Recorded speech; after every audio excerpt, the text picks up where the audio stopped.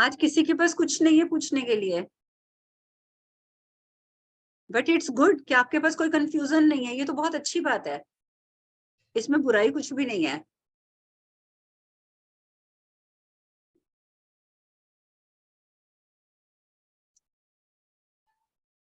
अब जिन्होंने तो महाभारत सुनी है उनको तो नहीं होगा, लेकिन आप जानते हैं कि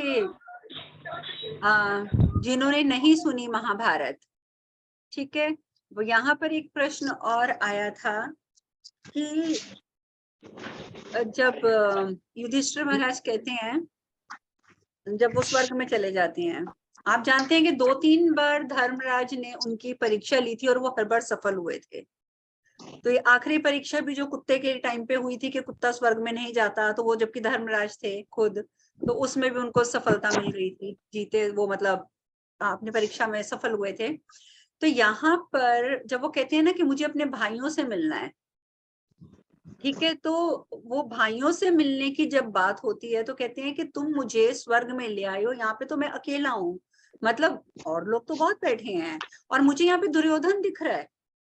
ठीक है, जिसने इतने बड़े बड़े पाप किए हैं, जिसने द्रौपदी के साथ क्या क्या किया,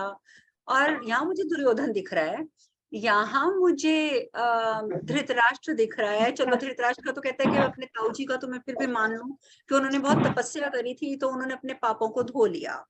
कहते पर दुर्योधन यहाँ बैठा है, दुशासन यहाँ बैठा है, और जो इनके 100 भाई थे, सबके सब स्वर्ग में बैठे हैं, ठीक है, और तो मुझे मेरे भाई तो नजर नहीं आ रहे, और मुझे कर्ण भी नजर नहीं आ रहा, और मुझे द्रौपदी भी नजर नहीं आ रही, तो वो सब आए। तो उनको भगवान भगवान ने इंद्रदेव ने एक दूत की ड्यूटी लगाई थी कि तुम एक काम करो, इनको सारे स्वर्ग में विमान पर बिठा के पूरे स्वर्ग की सैर कराओ। तो बाद में युधिष्ठिर महाराज कहते हैं कि मैंने तो सारा स्वर्ग ढूंढ लिया, तो यहाँ पे तो ना मेरे भाई है ना मेरी पत्नी है, तो बाकी, और जबकि यहाँ पे और सभी लोग बैठे हुए हैं, तो उन्होंने कहा कि मेरे भाई वगैरह कहाँ हैं, कहते कोई नहीं आपको मिल जाएंगे, लेकिन आप यहाँ आराम से रहो, इतना बड़ा स्वर्ग है, आपको स्वर्ग के सारे लोक दिखा दिए हैं। युधिष्ठिर महाराज कहते हैं मैं तो नहीं रहूंगा यहाँ पे, जहां मेरे भाई हैं मुझे वहीं लेके चलो, मैं उनके बिना नहीं रहूंगा। तो जो दूत था वो कहता है कि चलो, अभी तो स्वर्ग का और बाकी और जगहें भी रहती हैं विजिट करने वाली, घूमने वाली, तो मैं आपको सब दिखा देता हूँ। दूध लेके जाता है तो वो एक जगह ऐसी पहुंच जाता है जहाँ पे वैतरणी नदी होती है, आप जानते हैं वैतरणी नदी के बारे में कि जिसमें खून पीक सब भरी होती है, बड़ी बदबू हो रही होती है, और देखते हैं जगह जगह लोहे की बड़ी बड़ी शिलाएं पड़ी हुई हैं जिनके ऊपर लोगों को सजा दी जा रही है, और कहीं तेल की कढ़ाइयां पड़ी हुई हैं, मतलब नर्क, पूरा नर्क युधिष्ठिर महाराज को नजर आता है। और वहां इतनी गंदी बदबू होती है, लोग कीचड़ में और विष्ठा में लोटपोट हो रहे हैं, मार खा रहे हैं, ये सब कुछ देखते हैं तो उनका बड़ा मन खराब होता है।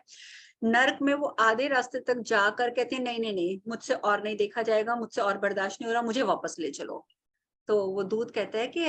आपने तो कहा है ना कि आपको सब जगह घूमना है क्योंकि आप अपने भाइयों को ढूंढ रहे हैं, तो आप रुकिए, हम आगे और चलते हैं। तो युधिष्ठिर महाराज कहते हैं नहीं नहीं नहीं नहीं, मैं नहीं देख सकता, मुझसे बर्दाश्त नहीं हो रहा, मुझे यहाँ से लेके चलो।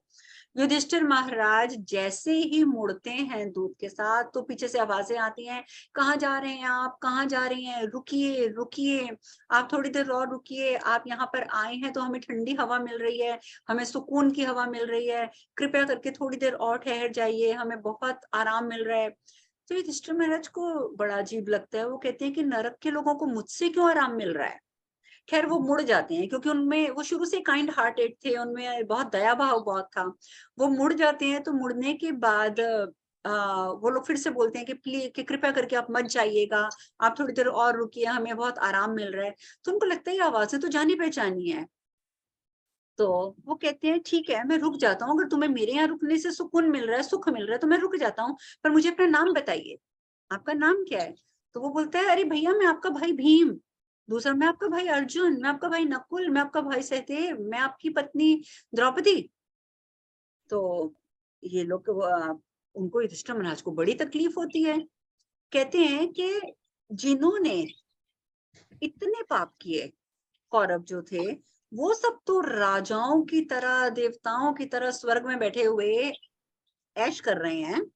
और मेरे भाई जिन्होंने कभी जानबूझकर एक चींटी तक नहीं मारी,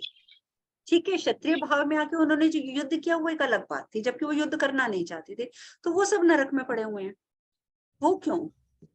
तो अब युधिष्ठिर महाराज को वो कहते हैं, वो जो देवदूत होता है वो कहता है कि चलिए, इनको आपने जितना सुख देना था दे दिया, अब आप चलिए। कहते हैं नहीं, अगर मेरे भाई नरक में, मैं तो नरक में रहूंगा, मुझे स्वर्ग नहीं चाहिए। वो कहते हैं कि आप तो सशरीर आए हैं स्वर्ग में, आप कैसे नरक में रह सकते हैं? कहते हैं नहीं, चाहे कुछ भी हो जाए,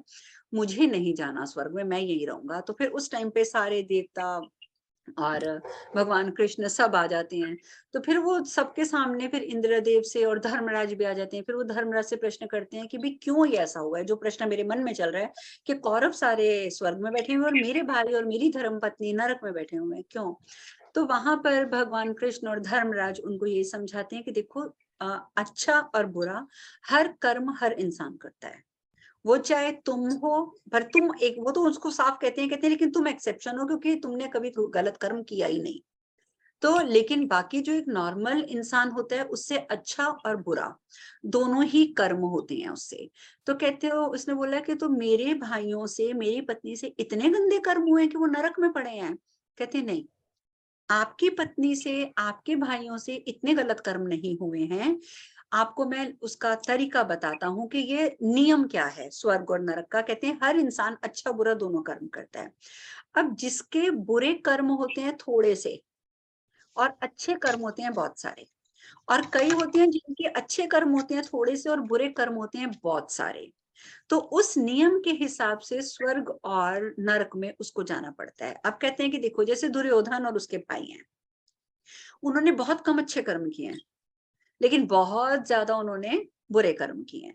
तो अब ये पहले स्वर्ग में आ गए हैं, तो ये कुछ क्षण, कुछ साल स्वर्ग में बिताकर जैसे इनके वो पुण्यों का क्षय हो जाएगा जो उन्होंने थोड़े से करे, तो इनको नरक में जाना पड़ेगा और नरक में फिर ये सालों साल रहेंगे। और वैसे भी ये दैत्य कुल से आए थे। और जहां तक तुम्हारे भाइयों का और तुम्हारी पत्नी की बात है, उन्होंने बहुत छोटे छोटे उनसे गलती से कुछ गलत कर्म हुए हैं, तो इसलिए बस वो कुछ टाइम के लिए, कुछ क्षणों के लिए, कुछ दिनों के लिए यहाँ पर आए हैं। इसके बाद ये हमेशा के लिए स्वर्ग चले जाएंगे। तो स्वर्ग और नरक भुगतना हर इंसान को पड़ता है, लेकिन कोई पहले स्वर्ग में जाता है, कोई पहले नरक में जाता है, और वो तुम्हारे कर्मों के हिसाब से होता है। तो फिर युधिष्ठिर महाराज कहते हैं लेकिन ठीक है, अगर यही नियम है तो अच्छी बात है, जब तक मेरे भाइयों का पाप कर्म का क्षय नहीं होता, मैं भी नरक में रहूंगा। तो तब इंद्र महाराज कहते हैं कि नहीं महाराज, आपको यहाँ रहने की कोई जरूरत नहीं है, क्योंकि बस आपको ये दिखाने का था, आपको समझाने के लिए ये चीज थी। आपके भाइयों का जो है, जो छोटा सा पाप कर्म था उसका क्षय हो चुका है, और आपके भाई आपके साथ ही स्वर्ग जाएंगे। और तब इनके सारे भाई इनके साथ विमान पे बैठ के और स्वर्ग जाते हैं। और उसके बाद दुर्योधन वगैरह को जब उनके अच्छे कर्मों का क्षय हो जाता है तो उनको नरक में डाल दिया जाता है। तो बेसिकली हर इंसान को नरक और स्वर्ग दोनों ही भुगतने हैं, लेकिन वो आपके कर्म निर्धारित करेंगे कि आपको कब कहाँ पे जाना है और कितने दिनों के लिए जाना है। तो ये चीज उन्होंने महाभारत में बहुत अच्छी तरह, इसीलिए कहते हैं महाभारत को पांचवा वेद कहा जाता है। कि जैसे व्यास जी ने तो 18 पुराण लिखे थे, ठीक है, लेकिन ये जब ये 17वां पुराण लिखा गया था महाभारत का, तो उस टाइम पर लिखने के बाद और जब इसकी चर्चा हुई, जब सब कुछ हुआ, तो उसके बाद यही कहा गया था कि ये वेदों का मुकाबला करता है, क्योंकि जितनी शिक्षाएं महाभारत में है उतनी शिक्षाएं और किसी भी पुराण में वेद व्यास जी ने लिखी ही नहीं है। और मुझे अफसोस होता है कि महाभारत ही हमारे ग्रुप में किसी ने भी नहीं देखी। एनीवे, अब बताइए, अब आपका कोई प्रश्न है तो